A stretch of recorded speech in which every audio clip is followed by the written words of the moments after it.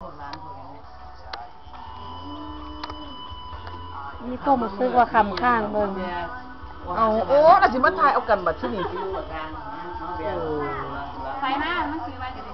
เสียงให้ฝากให้เอื่อยที่ละเล่มหนึ่ง2 เล่มก็ได้เกิดเอาผู้ใดของฝากไว้ยังไงฝากไว้ยังไงพี่พูดบอกน้องคือสิให้ว่าจังได้กับว่าแล้วแต่ใจล่ะ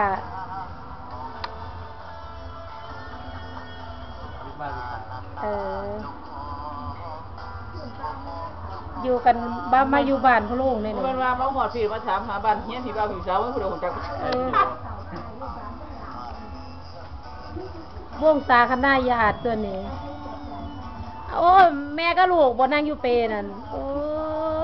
ยน้องครีมนี่จริงๆเลยอ่ะ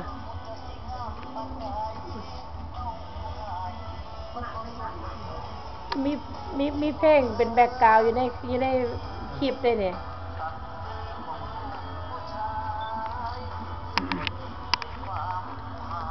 อัดวิดีโอนะโอ้ยมาบอกให้อัดด้วยเฮ็ดบ่เป็นเลื่อนผ่านไปทั้ง2 คนเนี่ยเลื่อนผ่านไปเลยนะวิดีโอเลื่อนไปเลยนี่แหละตัวนี้บ่ตัวเลื่อนจ้ะร้านกระบังบ้านกระเทือนเอาบ้านกระเทือนร้านกระบังบ้านกระเทือนแจมอยากได้อยากอยู่แล้วบ่ต้องกดแล้วเดือนนี้คือคณะคนแก่เลยหันหน้าแล้วบอกกันแล้วกินปั๊บน้องเขามาบ้านเฮานี่ดีว่าน้องเขามาบ้านเฮาดีใจไหมมาพระป่าเนาะบอกเลย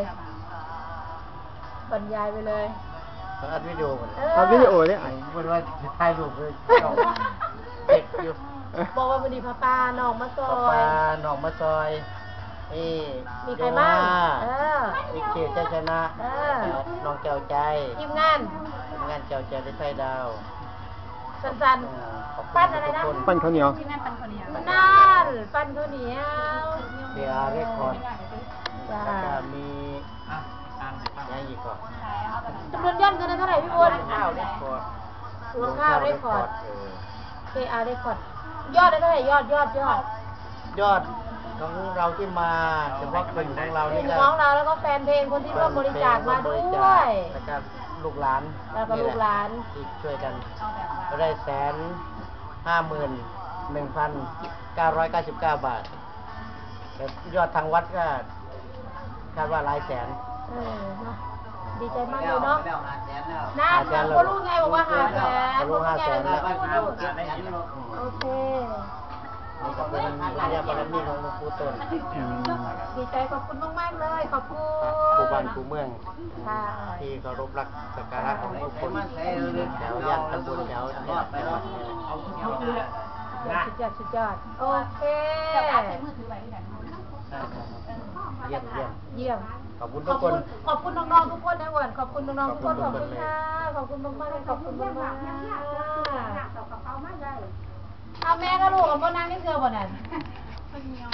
โอ้ยโอ้นะโอเคจ้ะโอเคปิดเลย